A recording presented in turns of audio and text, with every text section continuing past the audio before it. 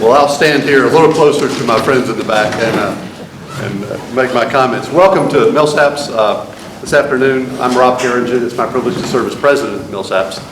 It's also my privilege to serve as host of our event today.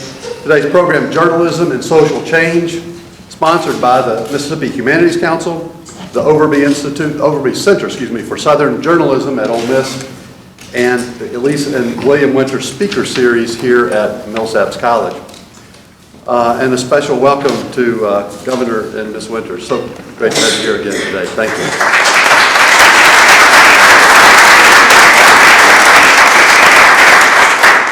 Thank you for lending your name to this very important program, and it's great to see you.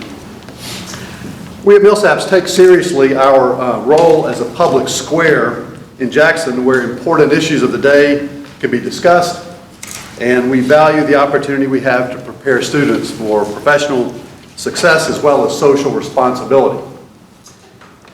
These commitments have informed our strategic plan, which is entitled Across the Street and Around the Globe, Partnerships and Influence at Millsaps College, and even more specifically, have led us to establish just this last week a new Institute for Civic and Professional Engagement, which will coordinate, enhance, expand our impact and our outreach in this community, Institute for Civic and Professional Engagement. I'm pleased to announce this afternoon now, that as the executive director of the Institute has been named, and that is my colleague, Kenneth Townsend.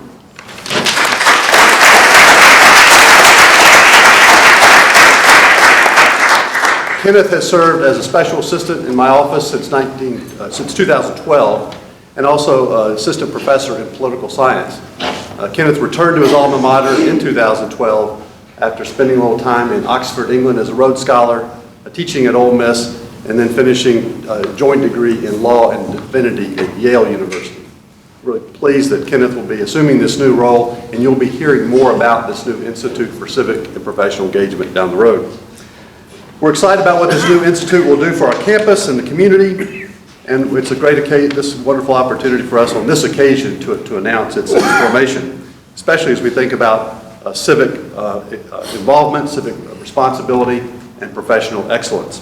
So, as host, I've taken the privilege of announcing this institute today, but now let me turn this over to the formal program let me introduce Dr. Stuart Rockhoff, the head of the Mississippi Humanities Council, and I appreciate the fact that you're here. Where is he? So thank you very much for your involvement in this program and for sharing this time and for all you do with the Humanities Council. Thank you so much. Appreciate it. I will be brief. My name is Stuart Rockhoff. I'm the Executive Director of the Mississippi Humanities Council. Since 1972, the Humanities Council has sponsored a wide range of public programs designed to help promote understanding of our history, interpret our own experience, foster critical thinking, strengthen our sense of community, and empower Mississippi's people with a vision for the future. This year, we have been sponsoring a series of programs in conjunction with the centennial of the Pulitzer Prizes. And this afternoon is the last in a three-part series of programs in which we have partnered with the Overby Center at the University of Mississippi. Previous programs were held down on the Gulf Coast and in Oxford. And I want to thank several people for their support and co-sponsorship of this event. First, of course, Millsaps College, particularly Dr. Perigin, Kenneth Townsend, and John Sewell for all their help in putting this together. And though he is not able to be with us today, Curtis Wilkie of the Overby Center has played a crucial role in putting the entire series together. This is part of what's known as the Pulitzer Prize Centennial Campfires Initiative, their name, a joint venture of the Pulitzer Prizes Board and the Federation of State Humanities Councils. For their generous support of the Campfires Initiative, we'd like to thank the Andrew W. Mellon Foundation, the Ford Foundation, the Carnegie Corporation of New York, John S. and James L. Knight Foundation, the Pulitzer Prize Board, and Columbia University. You can see that there's a long list of very impressive sponsors. It is now my distinct honor to, in fact, introduce our moderator for today, Charles Overby. Charles is the chairman of the Overby Center at the University of Mississippi. For 22 years, he was the chief executive officer of the Freedom Forum, a nonpartisan foundation that educates people around the world about the importance of the press and the First Amendment. He was also the CEO of the Newseum from 1997 to 2011 and supervised the building of that magnificent museum in Washington, D.C. So prior to that, he was a reporter and editor for many years. He covered Congress and the Supreme Court, the White House, and presidential campaigns for the Gannett Corporation, the nation's largest newspaper company. Prior to that, of course, he was the executive editor of the Jackson Clarion-Ledger, where he supervised the news and editorial coverage about education reform that led to that newspaper's winning of the Pulitzer Prize for distinguished public service in 1983, about which we will hear a good deal today. So it has been my great pleasure to work with Charles in putting this series together. So I'd like to call on him to introduce our panel and to begin our program. Stuart, thank you very much.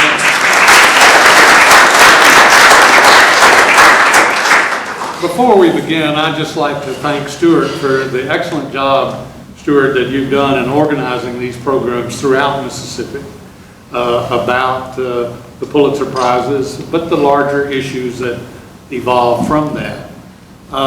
It's amazing. Pulitzer Prizes have been around for 100 years.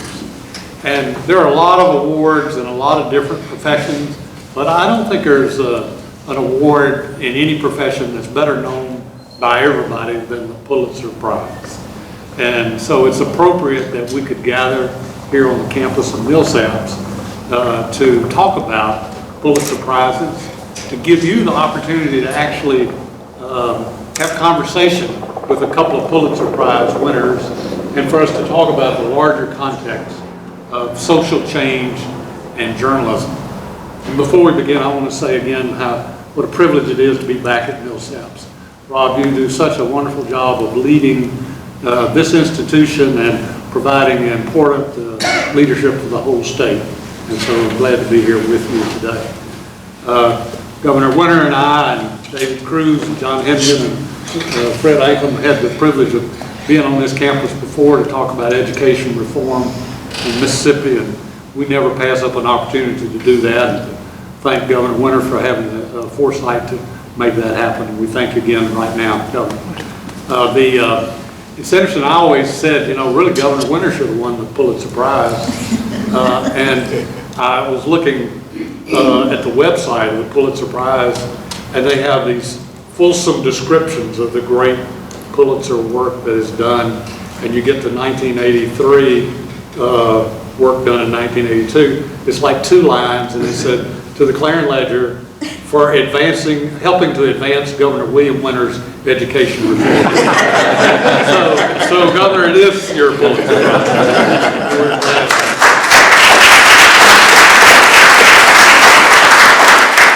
Now, we really have a distinguished panel, and I would pay good money just to come and hear these 3 people talk. And so we're going to have a conversation among ourselves, and then I hope that you'll join in with us. And some of you, but perhaps not all of you, know everybody on this panel, so I'm going to say a little bit about them to make sure you understand just where they come from. Now, Hank Klibanoff is an old friend. He's a veteran journalist and Pulitzer Prize winning author. He is the director of the journalism program at Emory University. He co-authored this great book. It's called The Race Beat, The Press, the Civil Rights Struggle, and the Awakening of a Nation. And it won the Pulitzer Prize for History in 2007.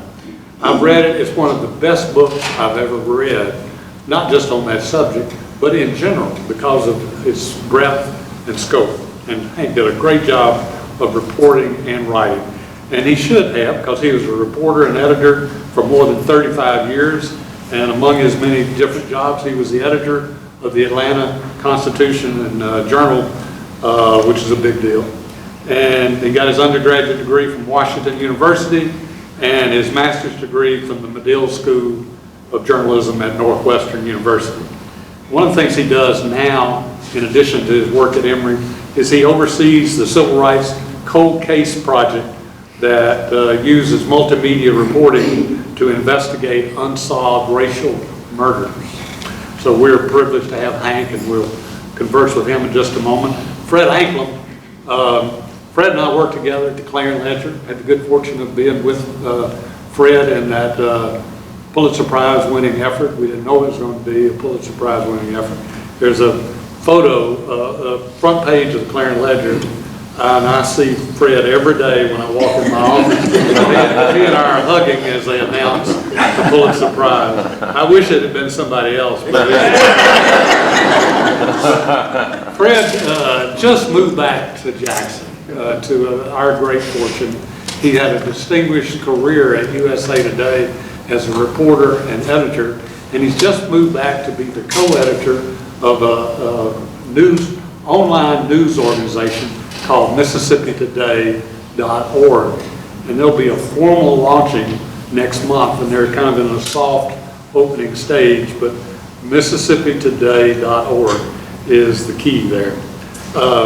Fred did spend 6 years at the Clarion-Ledger, and he did the heavy-duty reporting that both investigated the poor state of education in Mississippi, and then the great legislative reporting that held the feet to the fire of these legislators as they were trying to be a little slippery into whether they could say they were for education but not vote for it. And he did a great job there.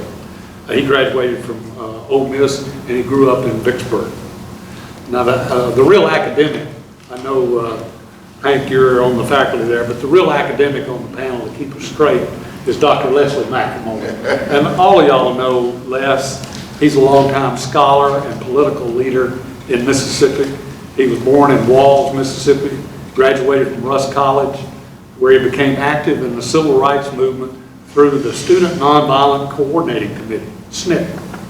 And the summer after he graduated from Rusk, he went to the Democratic National Convention in Atlantic City as a delegate for the Mississippi Freedom Democratic Party. Quite a historic thing. He received his master's degree from Atlanta University and his PhD from the University of Massachusetts. He came back to Mississippi and he taught political science at Jackson State and headed that department. And he became director of the Fannie Lou Hamer National Institute on Citizenship and Democracy. He's also been an important leader for the Mississippi Humanities Council and served as its chair from 1994 to 1996. He's taught about politics, but he's also practiced it. As most of you know, he was on the city council for 10 years and was the interim mayor for a year. So we have a distinguished panel. I want to start with Hank. Hank, you have seen the media and the whole issue of civil rights from a good thing and from a bad thing. Why did you write the book? And help us understand the good and the bad of the media as it came to civil rights. Well, thank you, Charles. Thank you, President.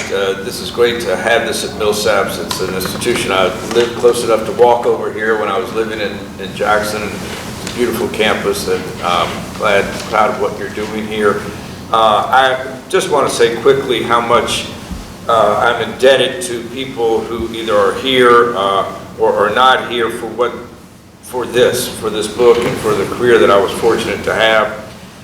Curtis Wilkie was mentioned before. Were it not for Curtis Wilkie, I would not have been hired at the Boston Globe, I am sure. When I left Mississippi and took off for a year to travel and came back without a job, and I'm sitting there in the lobby of the Washington Post, having just had a very frustrating interview with the new Metro editor, Bob Woodward. And every minute, you know, when we get a conversation going, someone would knock on, Bob, congratulations on the new job. And Hank, would you mind stepping out? You know, I stepped out and didn't get very far with that. And then I went down to the lobby and called Curtis, and, you know, Curtis, where the hell you been? I've been trying to reach you. I said, well, I've been traveling for 11 months. There's a job at the Globe, you know. And so thankfully it was still available, and I went up to Boston and was able to get that job. So I'm indebted to Curtis for that, and I'm indebted to you, Charles, because this book would not have happened without Charles Overby and without the Freedom Forum and the Media Studies Center that allowed me to have a fellowship at Columbia. And you went an extra mile in helping me squeeze out another 3 months out of it, which meant all the difference in the world. So thank you for that.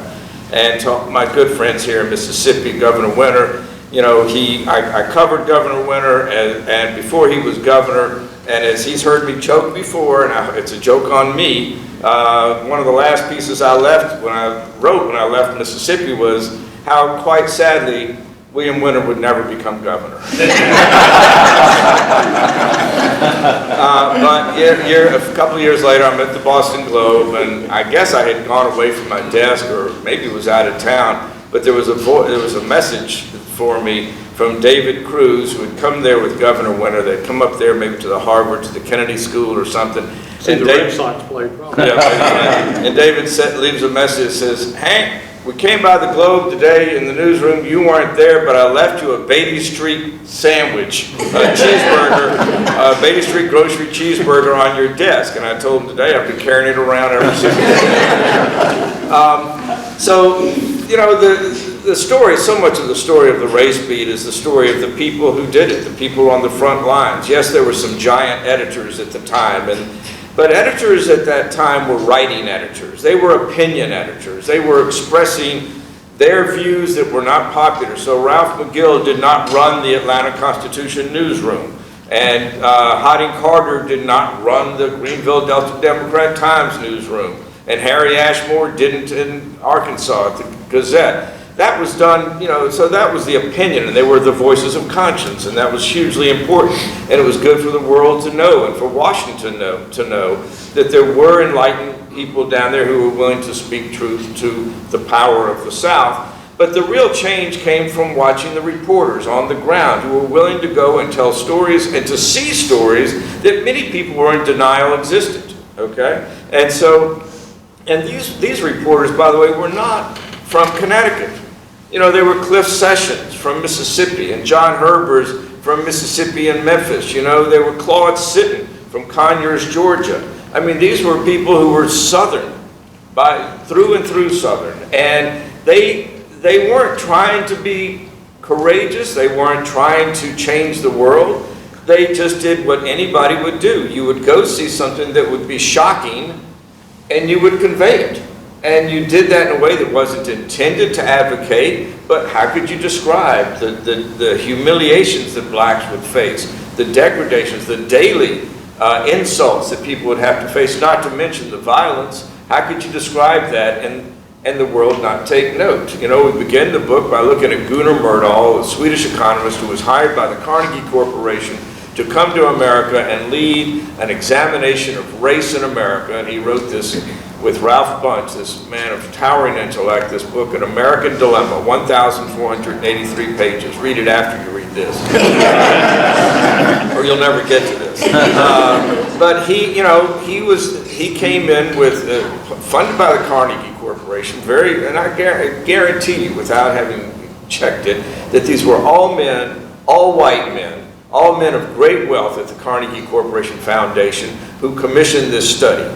And they came and they studied, and they gave them all these researchers and a blank check in 6 years. And when they came out with An American Dilemma in 1944, it said Americans are essentially good people. They believe in fairness, they believe in justice, and if left to their own devices, they'll give everybody a fair break.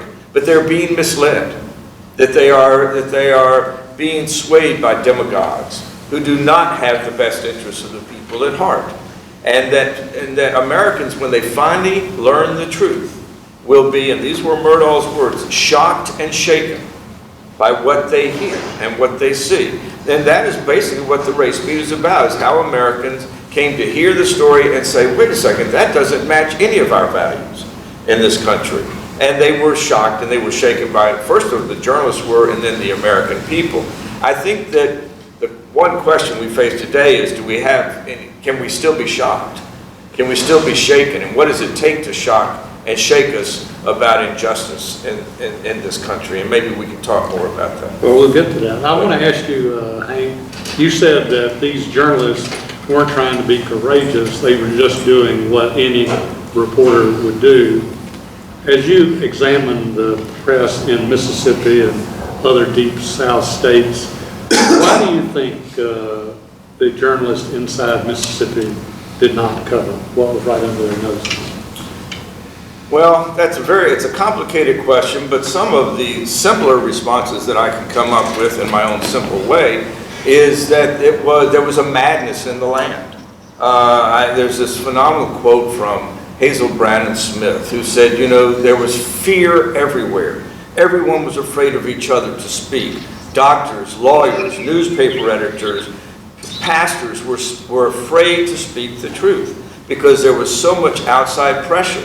Their violence descended upon those who spoke the truth. And I think journalists were, in some cases, not much different. And if they were employed by editors and publishers who they knew were on the side of either anywhere between the Klan and the White Citizens Council, they weren't likely to speak up. They were not going to work out in the newsroom. They weren't going to keep their jobs. And everyone wanted to be part of the same party of white supremacy. And so, you know, the paper that you inherited and helped turn into just a magical period of time had a terrible reputation. The Clarion-Ledger and the Jackson Daily News, just terrible reputations, not just for being bad newspapers technically. You know, I remember my first week on the job here in Jackson when and Bill Waller was the governor, and I ran into his press secretary, Charlie McKellar, and Charlie was doing a little dance, you know, outside the press secretary's office. I said, Charlie, what's up? He says, oh, I finally did it. I said, what's that? He says, I finally got the same press release in the Jackson Daily News 5 times. Because they weren't paying attention to what was going on, but they entertained conflicts of interest. So the quick story is that you may know is that, and Curtis wrote some about this in his fabulous book that had the misfortune of coming out on September 11th, 2001. When Governor Barnett was having trouble, he was not certain that his registrar was going to keep James Meredith out. He had some concerns about whether the registrar institutions of higher learning would keep James Meredith out. He was going to name someone he believed in. Well, that person turned out to be the man who was the city editor of the Jackson Clarion-Ledger. And this man would write basically editorials on the front page of the newspaper about Ross Barnett.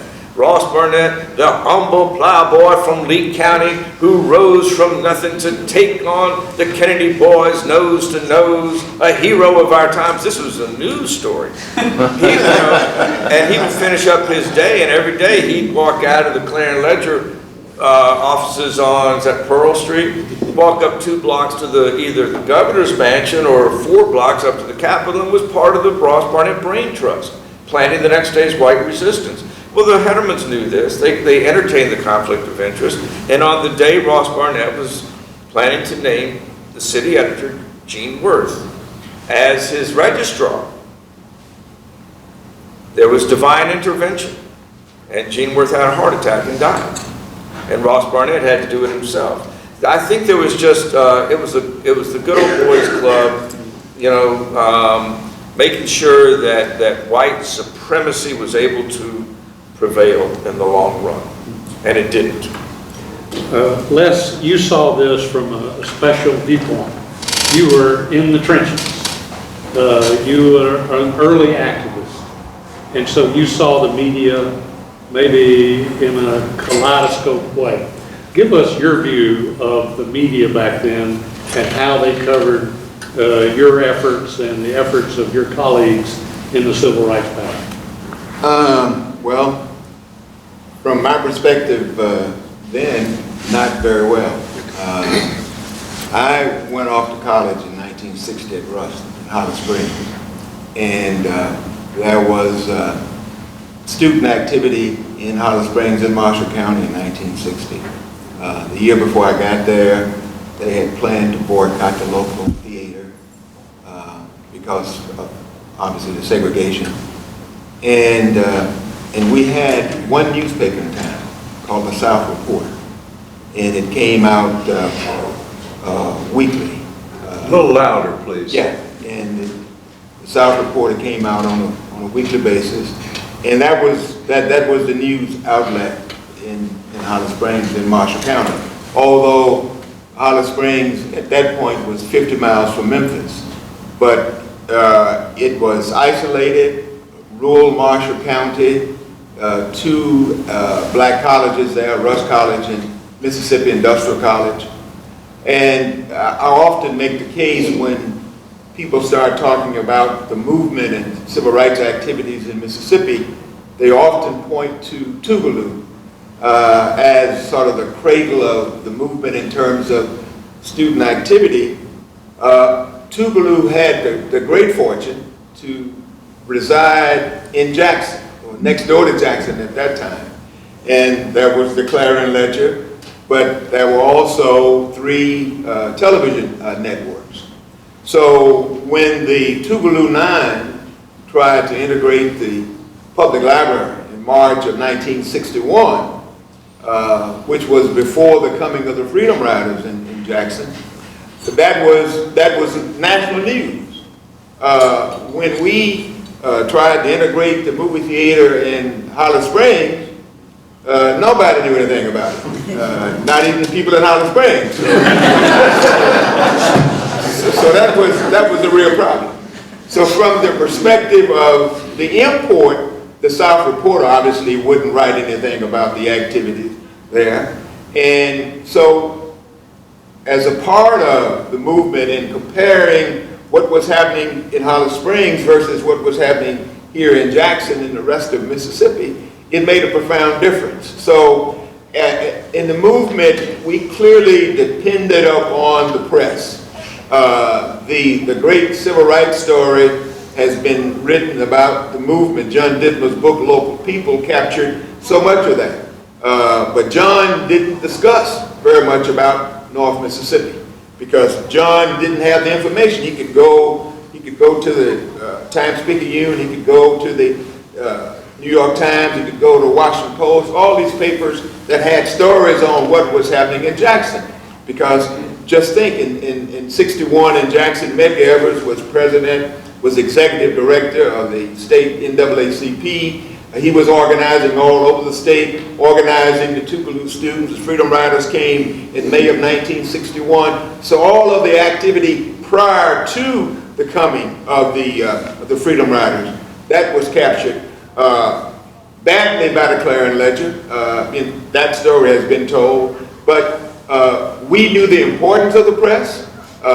It was crucial to what we were trying to do. And of course, later in the movement, we produced our own, student paper. I was a member of SNCC, the Student Nonviolent Coordinating Committee, and we had a paper called The Student Voice. And The Student Voice, and Julian Bond was our director of communications. And all of the major or minor stories, when I registered to vote in DeSoto County back in 1962, and then the following year I went to vote for the first time, the Student Voice carried my activity. We called the FBI, my mother got off from work, and my grandfather got the 410 shotgun, protecting me. I was the only black person voting in walls, and I can't remember what the hell I was voting about. But anyway, I went to vote that day. Now just think about it though. The big news story in 1962 that Hank just talked about was the integration of the University of Mississippi by James Marion. What was the other big story in 1962 in the civil rights movement in Mississippi? Anybody? What was the other big story? Fannie Lou Hamer was evicted from the W.D. Marlowe plantation in 1962. The Student Voice, the SNCC newspaper, put out that story on Fannie Lou Hamer. And then, after she was evicted from the plantation, they shot into the home in Ruleville where they thought Mrs. Hamer was residing. She was not there. The Student Voice covered that story. And then gradually what happened, the New York Times, the Washington Post, some of the national papers picked up that story. So we really know about Fannie Lou Hamer, which was the second big news story, civil rights story in 1962, because of that student paper. And that student paper was able to get the information out to the national press. But just think, evicted from a plantation in Sunflower County, Mississippi, 1962, sharecropper, unlettered, not formally educated. That's no story. But SNCC made a story out of it, and then it was picked up. So the importance of the press, just that case study of how Fannie Lou Hamer became known across the world because of the eviction, what happened to her, the beating in Winona, etc. It goes on and on. But that's just a major case of it. A small student paper run by SNCC and elevated Fannie Lou Hamer to the person eventually that we all know about. And move ahead 2 years later, when you and Fannie Lou Hamer and others went to Atlantic City to a Democratic convention as the Mississippi Freedom Democratic Party, you probably got more press outside of Mississippi than you did inside. Oh God, yeah. The first big news story on me, I think I still have it someplace, but it's probably weathered. I can't, it's torn up. But I was in the Chicago Tribune. There was a story written about me from Walls, Mississippi, and it scared the hell out of my mother. She said, you shouldn't probably be. But at any rate, I was in the newspaper. And then I got home, I came back from Atlantic City, and I was talking to some of my schoolmates and all that. They had read the story, because everybody had passed it around. And when my cousin said, whatever you do, if you ever talk to a news reporter again, don't tell them that you from DeSoto County, tell them you from Walls, so they wanted people to know my hometown. So it was important, but you're right, the coverage from outside the state, I mean the Times and the Globe and the Post, that's where the coverage came from, of course. And then the Fannie Lou Hamer testimony, which was on national television, that really elevated the status of the Freedom Democratic Party nationally. But going from here to Atlantic City, we didn't have any idea, quite frankly, that we were going to garner that much publicity. Because as you recall, it was really going to be a coronation for Lyndon Johnson. I mean, the only decision was who was going to be his vice president. But then the Credentials Committee met, days before the National Convention, and then the Freedom Democratic Party becomes the big national story. So the focus, the Boston Globe and all other papers were writing stories about this ragtag group from Mississippi. In fact, this guy named Curtis Wilkie was working for this paper in Clarksdale, Mississippi, and he was the person who branded us the ragtag group from Mississippi. And I don't let him forget it every time I talk to him. But he helped elevate. Now, he was one of the few people that I remember reading and writing something about the Freedom Democratic Party, and I think that must have been his first assignment in Clarksdale, but that's where he was. But you're exactly right. Outside of Mississippi, other news outlets is where we got the notoriety from. A lot of history. Yes, absolutely. So Fred, let's turn to you. Now, we've talked about race and the role of journalism in race relations and civil rights. You were involved in reporting about education reform in 1982. How much was race an issue in that reporting and that whole effort? Well, I think it was a fundamental undercurrent to the whole thing, actually. I mean, the things that Governor Winter was trying to accomplish were things that grew out of, in many ways, the integration of public schools. The fact that there was no compulsory school attendance. So the state had repealed that and said, we were not going to make white students go to school there was no penalty for not sending your child to the public schools. The funding levels for the schools across the state and the legislature's willingness or unwillingness to add additional funds in local districts to support what was going on in the public schools. That was a key part of it. The whole drain of talent out of the public school system into the segregation academies was just killing the education system, I felt. That's what I saw as I traveled around the state. So race continued to be a very important factor. Things like kindergartens. The last state not to have publicly funded kindergartens. And I was told directly, we're not going to pay for black children to be babysat. that was the opinion of legislators. So it was very frank, it was very blunt.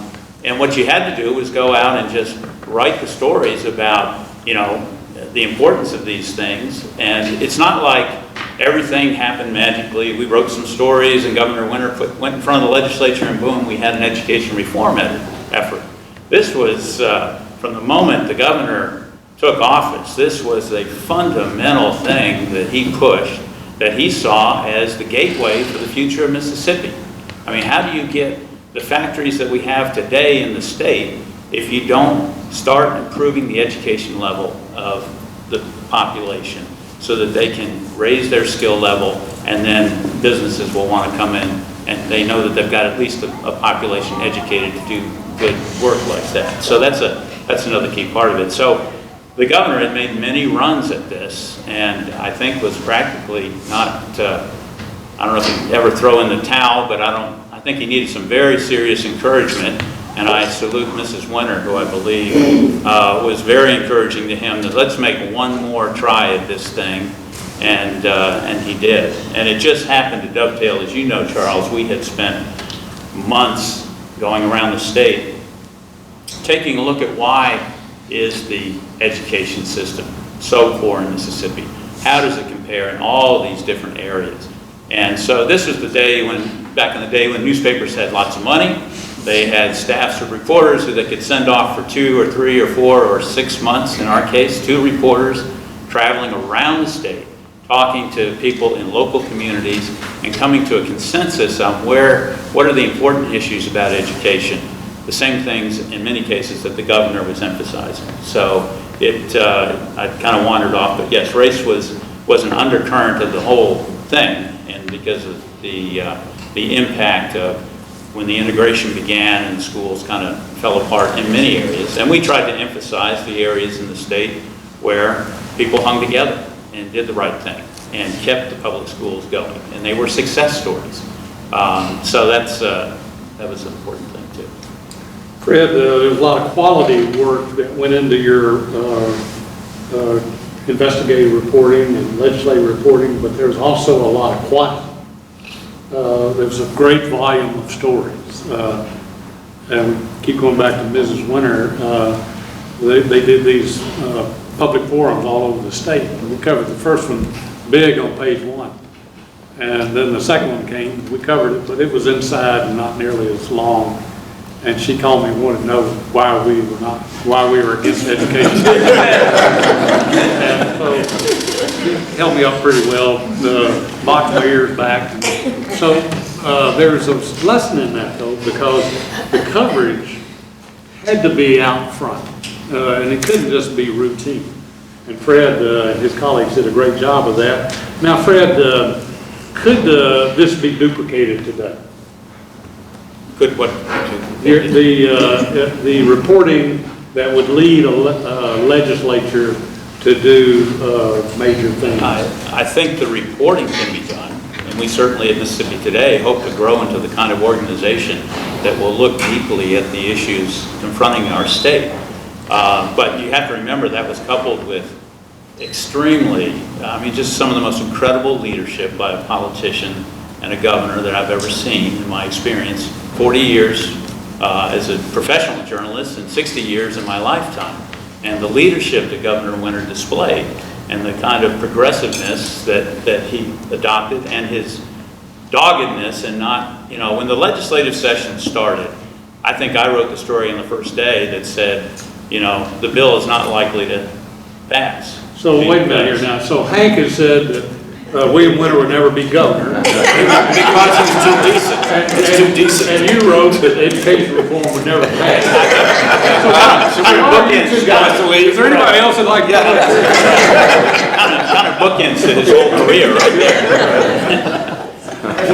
Well, you are involved in this new approach with online journalism.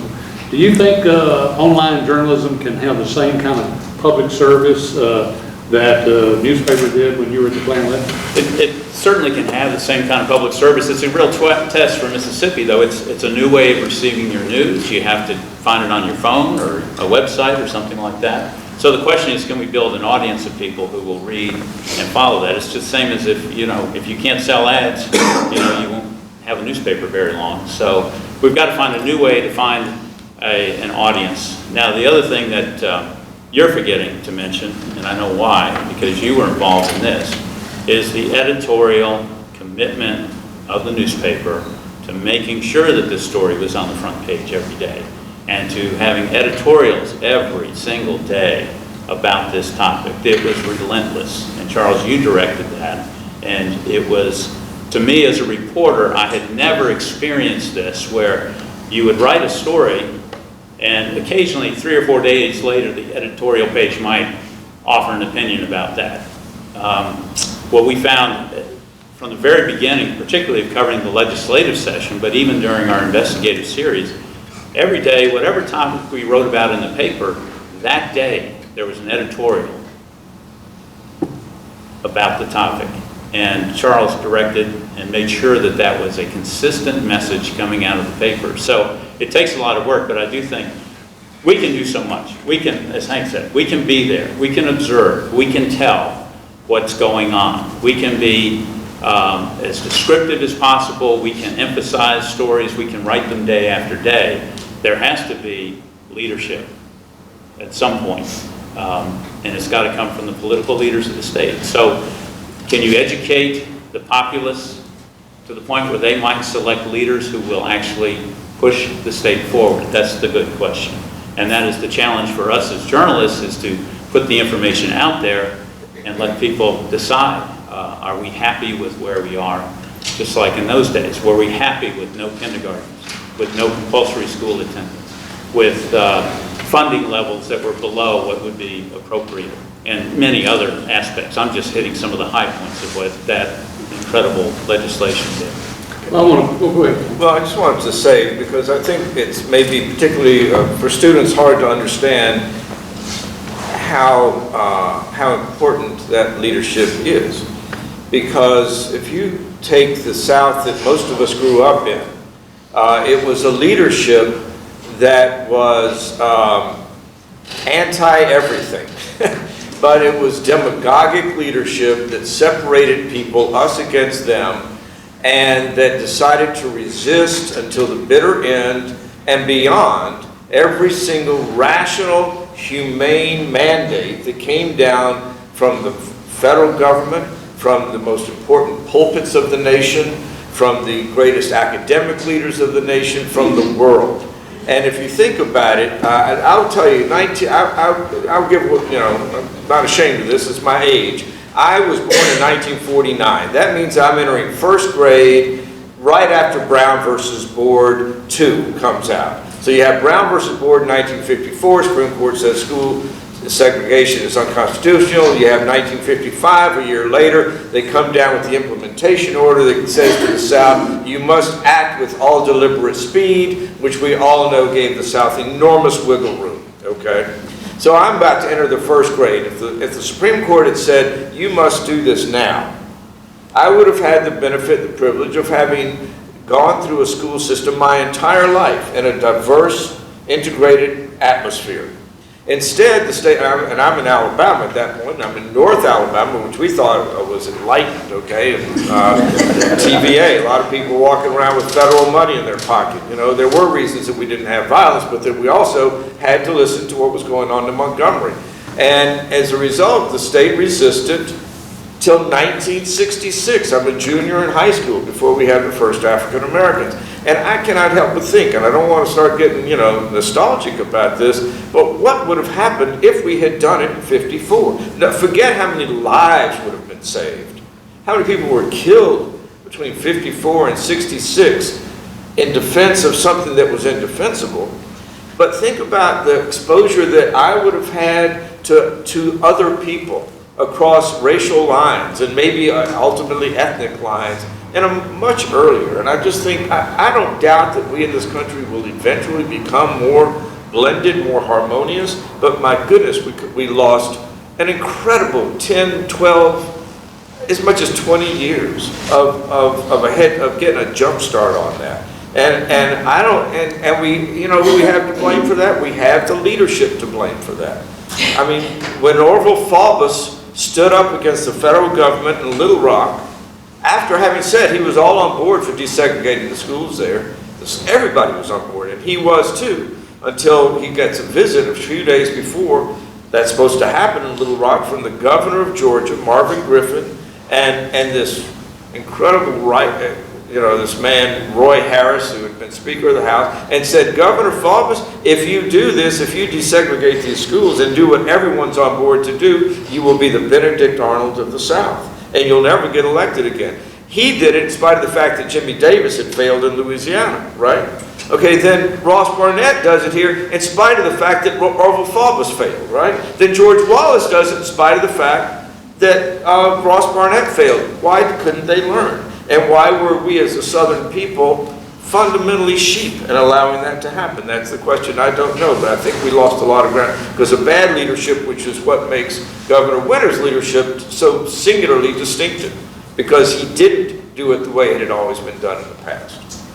I want to bring the audience into this conversation, but I want to ask Hank one more question, and then I'm going to turn to the audience. You brought us forward by saying that people, can they be shocked today? They should have been shocked 40, 50 years ago. Can they be shocked today? What do you think? I think they can be shocked slash enlightened. I certainly do. I think that it is the job of the reporter to report that which we do not already know. Okay? And I think when you look at immigration as an issue, I just so rarely see reporters going into the homes of people who are here undocumented, illegal, whatever you want to call it, and explain what life is like under that threat. What happens when, the 18-year-old kid gets stopped, he's got he was not here illegally, he doesn't have a driver's license. How quickly before he has to dial his parents to say, get out of the house, they're coming after us now. It's relaxed a little bit because this whole idea of the Dreamer Act is in the works and there's some latitude. But we don't know what it's like to live in fear, constant fear of being sent back to Guatemala, to El Salvador. These are very dangerous places. And I think it's the reporter's job to get behind those stories, to get underneath the skin of those stories and tell the lives of the people. And I think that's ultimately what, just quickly, what made a difference in Mississippi, right here in Jackson, when you had a UPI bureau of John Herbers and Cliff Sessions and H.L. Stevenson and Lewis Lord, and then you had an Associated Press bureau, which was a cooperative in which the Clarion-Ledger was a member of the cooperative, and the Associated Press was based inside the office building of the Hetterman newspapers. Now, the Associated Press doesn't have enough reporters to send out on every story. They are beholden to the member newspapers to get their stories. Well, if the Hetterman newspapers are not going to cover civil rights, AP is not getting those stories to send out. If the Hattiesburg American isn't, if whatever newspaper is a member, if they're not covering civil rights, they're kind of hard-pressed, AP, to put out a story. UPI was not a cooperative, and they were much more aggressive in covering the story. And John Herbert said, well, when Aaron Henry would come to me and say, I am having a little thing up at the church, in Clarksdale, or a rally, and trying to get people organized to go register to vote, we'd like you to go cover it. John would put his little girls and his wife in the car, Betty, and they'd drive up there, and he'd cover it on a Sunday afternoon. And Gene Patterson later, who was UPI in Columbia, South Carolina, he was writing about whatever black people were doing just as if it was news. And he got a visit one day from the head of the AP Bureau in Columbia, South Carolina.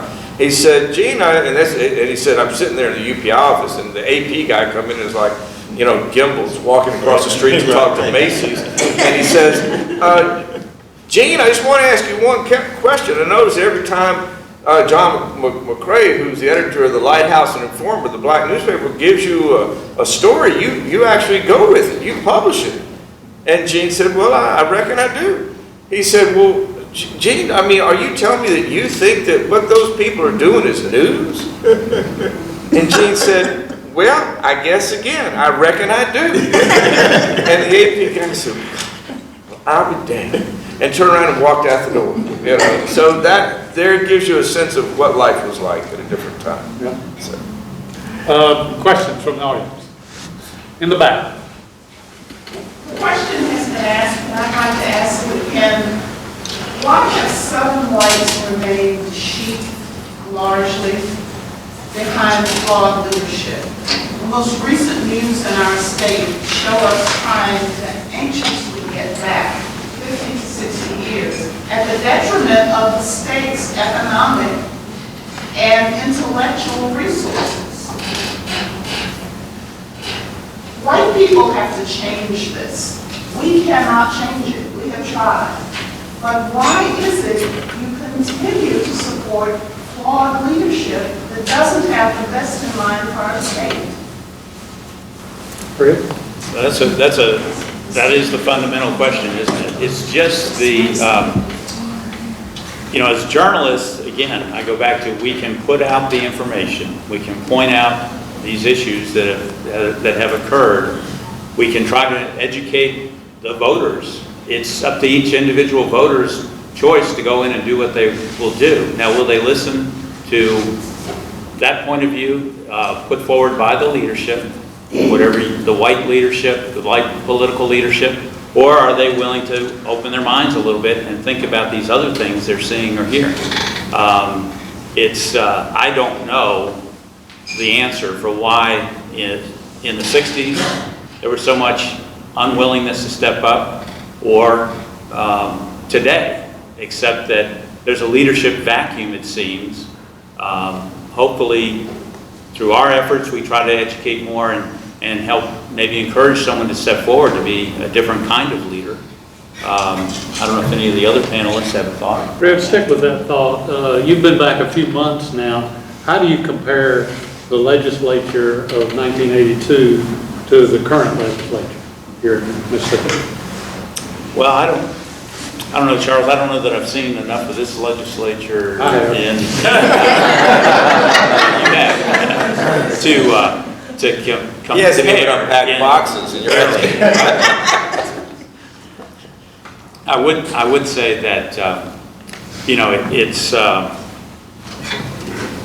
it's a different. There's just a different feeling there that there's more of a willingness to resist. I didn't feel the resistance as much 30 years ago to some progressive ideas. Anything that's seen as a progressive idea seems to be not worth discussing as far as the leadership. This is just what I'm observing. Hank, the question related to Mississippi, but you could probably draw a larger context across the South. What's your view? Well, I think it's very hard. That's a great question. It's an absolutely great question. You have put it at the right people, okay? The white people. And the question is why can't white people cross over, speak up when they know right from wrong, okay? And no one's asking white people to flip all the way and to, adopt, do this total transformation. I think in this terms of Hazel Brandon Smith, who was the editor of the Lexington newspaper. Y'all knew her. And, she was not an integrationist. She was not a flaming liberal. She was from Alabama. She'd gotten her degree at the University of Alabama. She owns a newspaper in Lexington. And one day she sees a police officer just take out after a black man who was, I think he had arms full of groceries, he stepped off the curb against maybe the one light in town, and the police officer just went after this black man mercilessly, beat him on the street, and she saw it. And she goes back to her office and said, this has nothing to do with integration and segregation, this has to do with human rights. And you cannot just go out into the street and enforce the law through vigilante justice like this, especially if you're a police officer or a police chief. And she, of course, was at that point branded a communist, pinko. Her building was firebombed. She was forced out of her newspaper office. And her husband, who was an executive at the local hospital, was fired, okay? Well, I wanted you to know she didn't change, okay? But she took this position that said, I'm talking about human rights. I'm talking about the way we live here. And I don't know, we just seem to be so divided. It's very rare. I mean, look at the Republicans who say they simply want to have a hearing on whether or not Supreme Court justice. They get shouted back so quickly. And I think we need more people who will cross that line, go more toward that middle. And I think once a few do, I think it becomes more populated, and suddenly we all see something we can feel comfortable with. But why it isn't happening, I don't know right now. I saw a hand up right here, yes, ma'am. Not really a question for this, but I completely agree with you as a white person myself, and have attended 3 rallies in the state in as little as 6 weeks. And I don't think that civil rights or civil liberties is a progressive idea. I think it's a basic human right. And until all white people, yes, transform and step up, nothing is going to change. And so my question is, that's embedded in this, is back to your comment of when there is good leadership, and then the journalism can support that leadership, as we were all eternally grateful to Governor Winter, things can change. We are not in that climate at this moment. And so what is the role of good journalists to inform the public of the truth when our leaders are lying? Well, I think we have to keep telling the story, and day after day after day, we have to find different angles to the same point of view and bring it forward continuously. And I think, now we don't have an editorial page on our website. However, I think making clear that there is a position like yours that is worth listening to and that is worth promoting, you know, we just find ways to do that. I think you poke holes at the lies, you debunk the myths. You know, if I might just tell one quick story, it has to do with the Mississippian that many of you know.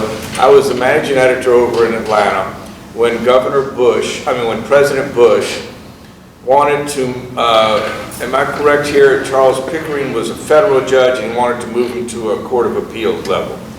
And this came from the left, okay? This came from the Norman Lear group, where in addition to saying he's too conservative on this, on, you know, abortion, on all the red flag issues, he said, and he's also a racist. And I knew that that was not true. I knew, having known Charles Pickering, having covered him when he was in the state senate, that that was not, he was absolutely conservative. There were many reasons that Norman Lear's group, that People for the American Way, might oppose him. But that would be a really unfair thing to do. Because, and I sent 2 reporters over, you know, and they spent weeks down here and did a series that showed that, you know, yes, it's very conservative, but a man from Laurel does not send all of his children to the public schools of Laurel if he's a racist, okay? And there were other benchmarks there, and there had been a couple of cases that had been cited that they debunked those myths. And I think the press can separate out these issues and go after the canards and expose them for being canards. Stuart. Yeah, Hank, one of the best parts of your book, it's a wonderful book, which is for sale, I believe, after this, is the section at the beginning about the role of the black press. I'd love you to talk about that, and let Dr. McLemore talk about, were you reading things like the Chicago Defender, the Pittsburgh Courier? I mean, what was the role of that black media in your life? Can you go first? Yeah, yes, exactly. I as a kid, obviously I read the Public Defender in Memphis and Chicago Defender out of Chicago. We subscribed to the Pittsburgh Courier that came to the house, was reading the black press, and obviously it had a profound impact on me because my mother, my grandfather made sure we had those papers in the house. The thing that I'm really most impressed by, Julius Thompson wrote a book years ago on the black press, and he looked at the black press in Mississippi.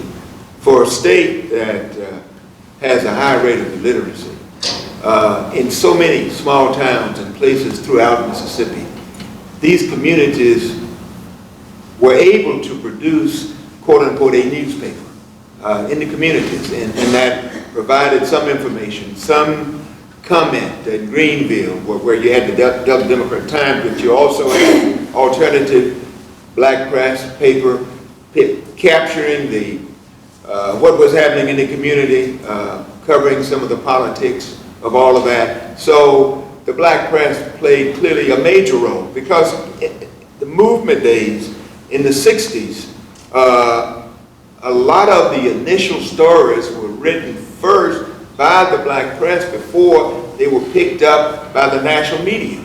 And without people on the ground, on the scene, doing the work, the world, the country, the state would have had no idea what was happening in these places. So again, the Fannie Lou Hamer example. There are other examples of just the role of the local media, and in this instance, of course, the role of the SNCC and the student voice. So the black press played just to that. In some of the most courageous people, you know, if you were a white person and you worked for the Atlanta Journal or you worked for the Boston Globe, you could go into Whitetown, Mississippi, and you would be fully accepted. But if you were a black person covering a lynching or covering some big story in Macomb or Walls or Greenwood, just think, you were putting your life on the line covering that story as a reporter for the Chicago Defender. I mean, you know, it's like you're giving up everything. So, because the person was not a member of the local community, I mean, you could disguise yourself, you could do all kind of stuff. But on the other hand, the good white folks knew that you were not a member of that community, and what in the hell are you doing in this town covering this story? You know, so that was great sacrifice. That was a lot of bravery, courageous men and women who did that. Seaman Booker and other people who went into these places in Mississippi and told the story and exposed what was going on. So the role of the black press is unheralded, but an important role in this process. I'm going to echo that. The black press, we give a lot of attention to the black press. They had the front row seat on the civil rights struggle long before the white press got there. And the problem was that no white people were reading the black press. And so it didn't have influence outside the black community. It had enormous influence inside the black community because it was a lot about uplift. It was about achievement. You know, we point out in the race beat that if, you know, while the Arkansas Gazette did a great job, Harry Ashmore's paper covering that, it was only by reading the black press that you found out about the aspirations of the 9 students, you know. And the black press had the front row seat until Little Rock. And that was the day L. Alex Wilson, the editor of the Tri-State Defender, the paper you were reading out of Memphis, got so brutally beaten. We run 3 photographs of a 9-photograph series about him. He got, and this was a man of enormous integrity. He'd won the highest honor in black journalism for his coverage of the Korean conflict. He'd have been the star in any newspaper in this country. He's a very sober, serious man, so much so that even his best friends always referred to him as L. Alex Wilson, never Alex or never Wilson, you know. And he got beat up so badly in 1957 in Little Rock that even though he became the top editor of the top black newspaper, the Chicago Defender, by 1960, 3 years later, he had become so palsied from the beating he took and had so many neurological problems that he died at age 51. I mean, it took him a giant out of the business, okay? And I'm happy to say that he will be honored by the National Association of Black Journalists this year in their Hall of Fame. There's a group of high school students that I've worked with that have nominated him for this award, you know. So, but the black press was, ironically, in Jackson, Mississippi, you had an anomalous situation where the editor of the black newspaper here, the Jackson Advocate, Mr. Percy Green, for whatever reasons, and there are different theories on this, he was very much against Dr. King, and he allowed himself to be used by the State Sovereignty Commission. And they learned, and the White Citizens Council learned, and we know this because the Clarion-Ledger later reported, Jerry Mitchell got the State Sovereignty Commission reports that show that the White Citizens Council and the Sovereignty Commission, if they really wanted to raise the specter of some communist influence on King or something, they would plant the story in the Jackson Advocate first, and Mr. Percy Green, the editor, would run the story, and then they would go to the white press and say, look, even the black press is reporting this. But they were paying Percy Green to get those stories in the papers. So, yes. Several of y'all have commented about the new media, et cetera. What would have happened back then if we had had bloggers and the internet Facebook and that, would things have been different?